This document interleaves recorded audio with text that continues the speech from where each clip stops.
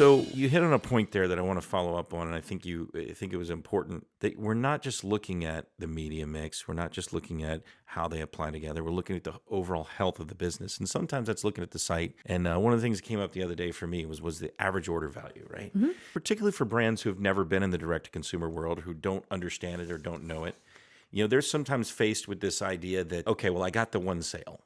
But they're not realizing the second sale, the third sale, the fourth sale, the upsells, the cross-sells, everything that comes out of it to get that average order value up. We look at that as well, or you guys look at that as well from a standpoint, from a media consulting side of it, because we're really, when it comes to direct-to-consumer, you're highly performance-based, right?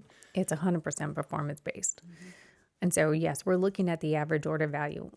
Oftentimes when someone's starting for the first time and they just want to get a litmus test of, is there response for my product? They don't need an extensive back end with lots of different upsells. Correct.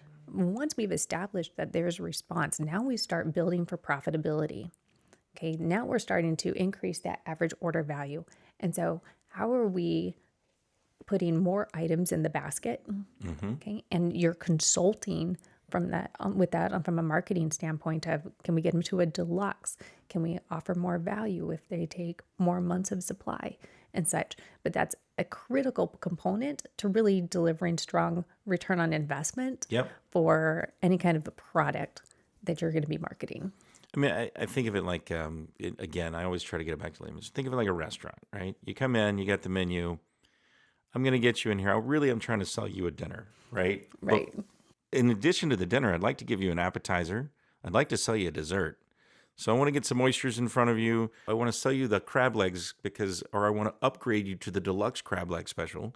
Or I want to I want to make sure you get the dessert item. But, oh, by the way, you're going to need a couple drinks because I want to make you drunk and happy after you make that purchase. You're making me hungry. That's exactly what direct-to-consumer is. It's right. about making that consumer hungry. Giving them a taste, getting them to make a move, to make a response. And then once you have them responding and once you have them engaged with you, what do you do with them? We had the blessing to work with Tommy John over the last couple of years, and I think they're just a stellar direct-to-consumer brand. They're not selling a cheap product. They're selling a high-quality product. They've established a certain feel and energy of what the brand identity is. They've done a great job establishing that. They have incredible customer service. They've been able to really set the standard as a direct-to-consumer brand, the expectation of what the consumer wants from them. There's so many of those types of companies now popping up that are trying to grab a category and control a particular category or create a customer relationship and come up with solutions that are not just a product, but that is an entire brand of products, right? And e-commerce companies are popping up left and right. It was happening before COVID, and it's happening more now. I think the stats show that there's some 24 million e-commerce websites. That's a lot. There are as many as 820,000 stores hosted by Shopify. I mean, you start to those are staggering numbers, the number of people doing business online and transacting online. What are some tips that we can give the folks out there in building a media strategy to address the needs of the behaviors? I mean, how do we help those companies, those direct-to-consumer, now really only e-commerce brands, only brands that may never see retail? How do we help them, and what are some things and advice that we can give them to say, here's what you can do to have an immediate impact? I think the first thing is to make sure that your website is mobile enabled, not necessarily mobile enabled, but to be optimized for mobile. Yeah. Okay. That's where we're seeing more than 50% of searches really begin is on mobile devices. You mean this thing that we all carry in our hand? Yes. It's, let's just say Gene Roddenberry got it right. Because you know what I'm talking about. So a lot of consumers start their purchases there. They do eventually shift over to their desktop to make the purchase.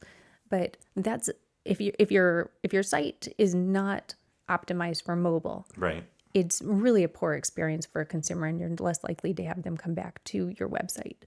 The next thing is start with steps. The first step is going to be that after you have your website, that we want to start doing some digital marketing. Mm-hmm. So paid social works great. Put some messaging out there. Let's start to create a following, a footprint, From there, once we've established what our message is, who our target audience is, then we can start moving into a direct-to-consumer television campaign. Whether we're using something that's OTT, where we can really get in there and target a specific consumer, or we want to go a little bit broader with direct TV, it doesn't take that long to get a campaign launched and out there. And as we've talked about before, you can be very flexible.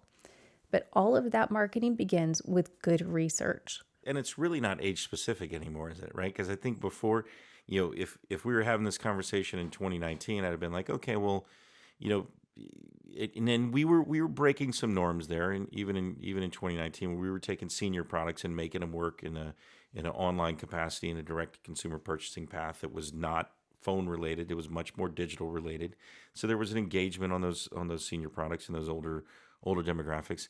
However, it's like now, like, it's broken. It's not, what I mean is it's not broken as in bad. I mean, it's broken as in what you would previously consider this would be your audience for the digital consumer is no longer true. It's pretty much everywhere. It's just how you market to that consumer now, right? Yeah, I think you're referring to like seniors. Previously, you wouldn't have expected seniors to do a lot of their research and a lot of their shopping online. That all changed when COVID happened, and they became very savvy at shopping online. So if you have a product that has a target audience that is more senior based, fear not. Digital marketing, TV marketing, drive to e-commerce is your friend. That they're shopping, and that's not going to go away. So I think we can dispel the rumor that Jeff Bezos invented COVID. I think so. I'm just saying. No, it's definitely been good for e-commerce companies, and it's been good for smart marketers. And I think that's a big thing that we talk about a lot here at Bluewater, is just being a smart marketer and being nimble enough to watch what's coming. How much is that part of the culture, and how much do you guys sit around like when you're drinking coffee on your Zoom calls now? How much do you talk about like where it's going, and how much is that part of the constant conversation around here? I would say that that's the majority of what our strategic thinking is about, is where we're going. That it's not about looking back and, well, what has it worked before? It's where are consumers going? Where do they want to shop? How do they want to shop? What's the best way to engage with them? So as we're creating our quarterly and our annual strategies, we're thinking about what's the next shopping behavior that we need to use to address things with consumers. And we're consulting with our creative folks as well as our analytics folks, that this is something where it's not just about media, but bringing all of those ideas, all of those experts together to look at how's consumer behavior shifting, and where does it go? Looking at data, and there's smart data. There's some really good third-party data that's out there and getting publicized that we're looking at and constantly sharing, analyzing, and planning. And so it's very common in our conversations that we're pushing the envelope of, it's time to try this. Yeah. You're going to miss the boat if we don't get in front of it first. And to that point, Monica, how important is it to have all those resources under one roof so you can quickly move and change and respond when you see a trend? I think it's extremely important. And I think as we work with all the different teams and coordinating all of those efforts, it's actually great, and to be able to bounce those ideas off and understanding what we have and what we can utilize moving forward. And to go off of what you were saying, Sarah, on the flip side too, not only looking at where consumers are going and how we can get in front of them, but looking at what all of the tools we have currently for our clients, like what if it's different creative links or different elements on the digital side that we can use and take both sides of those learnings and apply them to each other. So just like we were talking about seniors, we think they wouldn't buy on digital. Well, depending on the creative lengths, maybe it's not just a 2-minute or a longer length. We can utilize shorter and see what type of response we can generate. What kind of satisfaction does that give you guys when you see the successes like we've seen with companies like Blackstone? Those companies, certainly, the health markets of the world and the different companies we've worked with. When you look at it, how do you feel about it? I think it's probably every day we do a high five. Yes. Or a meme. Exactly. Or a yes down the hallway, right? I mean, we get excited when we see all those results, when we strategize and we apply those strategies, and then we see the end result, and then we just build on it from there. And it's a team effort constantly, and being able to work that way is amazing. We find our joy in the results. So for us, it's as we're looking at whatever their KPI is, and we've hit and exceeded that, and knowing that we're exceeding expectations. For some companies, it's about how many dollars that they've cleared, because that's margin for them. But we're invested in the long haul. That if they have successful results, then they'll have bigger advertising budgets, and it's a win-win. So for us, it's a high five or a meme when we exceed those results. The rising tide rises all ships, right? It does. I think there's a moment for me in the last year where I was visiting one of our clients in their new 200,000 square foot warehouse, and it's floor to ceiling loaded with product for the season. The CEO just beaming, because when we started with them, they were doing, it was literally a tiny little warehouse that they were working out of. And now they're in this huge space, and they're delivering to all the major retailers, and their online sales are going nuts. Yeah. And they're having the best year ever. And he's sitting there, and he's just as he looks around, you can almost see him reflective of the success that they've had. And we've had a great hand in that. And for the company, or for Bluewater to have a hand in that, has been just a huge, massive point of pride, in the sense that we helped them achieve their goals. And I think now that all those, what do you say to the people out there that are now facing that struggle? They've been with a brand that's had a great retail run and is in retail, but that their retail sales are dropping through the floor, and they're trying to find any way to create that relationship. What do you tell them? I would tell them it's not too late. Okay. I think that companies who are seeing that happen feel like it's the end of the life cycle. And really, it's just time to start a new life cycle. And to do so, it's not as arduous of a process as I think many companies think. We can turn brands around using assets that they have and get them on TV in really just a few matters of a week, or a matter of a few weeks. And it doesn't even have to be a full production if they already have those assets. From a media standpoint, we can have them up and quick. And then we refine and optimize from there. So again, it's not the end of a life cycle. It's just the beginning of a new one. Mm-hmm. When you talk about that pride, definitely felt that as we see brands like QB get tremendous amounts of awards, and listen to the consumers that use these products and give just heart-wrenching, amazing testimonials of what an amazing product and how this has changed their life. We talk about, hey, this isn't rocket science, but I'll tell you, when you change someone's life like that, and it becomes such a huge positive to them, that feels amazing. Yeah. And Johnsonville. You're not, listen, this is straight up. We're getting teary in here, because it is,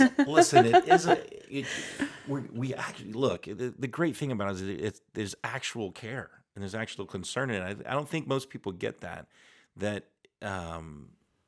heart and that passion to make it great, and to make success for these groups.